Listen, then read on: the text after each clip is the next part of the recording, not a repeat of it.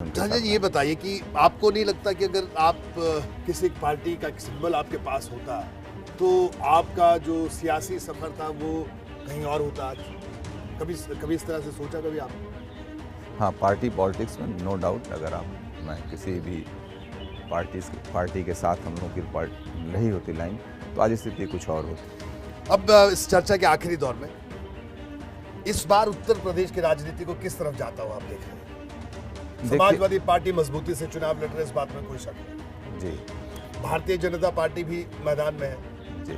बसपा भी हमेशा की तरह बसपा बार बार बहन जी कह रही कि मेरा तो वोटर साइलेंट है। जी। तो धनंजय सिंह जिन्होंने 2002 से लेकर और आज हम 2022 में आपसे बात करें जी, तो किस तरह से दिखते हैं? देखिए 20 साल का राजनीतिक अनुभव मेरा भी उत्तर प्रदेश की राजनीति।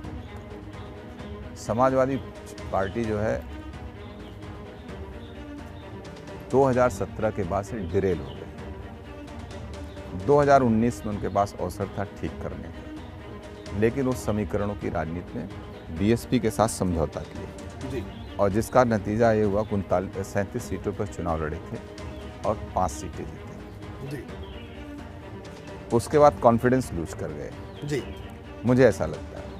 फिर ये चुनाव आया, इसमें भी किसान आंदोलन अगर नहीं हुआ होता और जयंत चौधरी साथ में नहीं रहे होते तो समाजवादी पार्टी आपको कहीं लड़ाई में नहीं दिखती।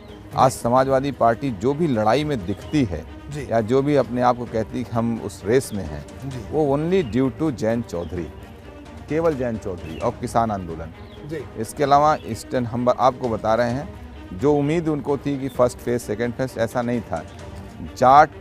जाटों ने भी जो लगता था कि जाट बीजेपी को वोट नहीं करेगा, 50% जाट ने बीजेपी को वोट किया है वहाँ पर, जो पोस्ट इलेक्शन जो रुझान आए हैं। और मैं बीजेपी को 250 सीट से प्लस देखता हूँ जो प्रेजेंट गवर्नमेंट है। ये आप अपने जो राजनीतिक अनुभव उसके आधार पर कह रहे हैं? हाँ, मैं कह रहा हूँ। मैं ईस्टर्न यूपी के, देखिए समाजवादी पार्टी ईस्टर्न यूपी के 5 जिलों में अच्छी लड़ाई में है।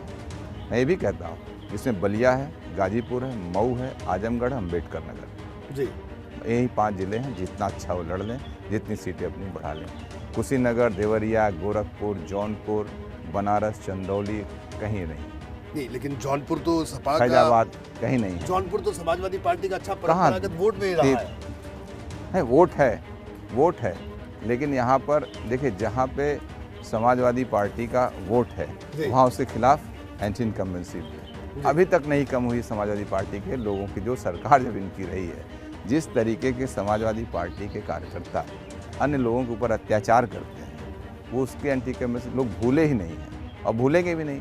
और जिस तरीके से नौजवान यूपी पब्लिक सर्विस कमीशन में जिस तरीके की जातियाँ हुई थी, सवाल खड़े हुए थे, उसको भी नहीं भूला है आम आदमी। जी। समझ आप, जो हमारे नौजवान थे पढ़ने लिखने वाले, तो इसीलिए तो आज मैं देख रहा था, घोषणा पत्र पढ़ रहा था समाजवादी पार्टी का, उसमें एक बहुत हास्यास्पद चीज़ मुझे लगी, पेंशन बहाली की, पुरानी पेंशन बहाली की। उस समय हम लोग एमएलए थे, मुलायम सिंह जी मुख्यमंत्री थे और मुलायम सिंह जी ने ही उसमें पेंशन को किया था। उसके बाद 2012 से 17 अखिलेश जी रहे मुख्यमंत्री, तो बहाल कर दिए होते उस समय। आज इसकी क्या आवश्यकता पड़ गई?